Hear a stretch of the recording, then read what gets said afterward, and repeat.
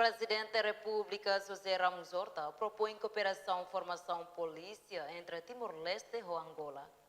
Prezidente da Republika, José Ramos Horta, colhe a Academia Polícia Nacional Angola, onde sublinha a luta sira na berralau e independência entre Angola e Timor-Leste. O presidente explica a ligação paralela entre Timor-Leste e independência e Tina Rio Rua, no Angola no processo de libertação e Tina Rio e Atosia e Tunulo Recém Lima, onde alusia Angola na solidariedade da Hulu com Timor-Leste no direito à autodeterminação. Ramos Horta mostra que o Timor-Leste no esforço construção Estado, nebe lauda particularmente o desenvolvimento força polícia Timor-Leste.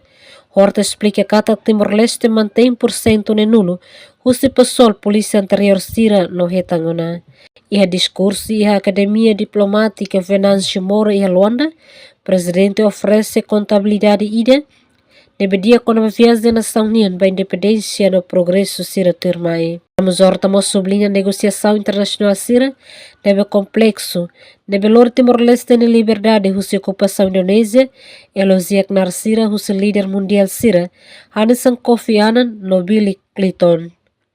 Dia sublinha significativo o referendo e a tina Rio de Atosia, sendo recensia, decisão estratégica sira, nebe líder timoruan sira halo durante o período crítico, né? Emerenciana Pinto, STL News.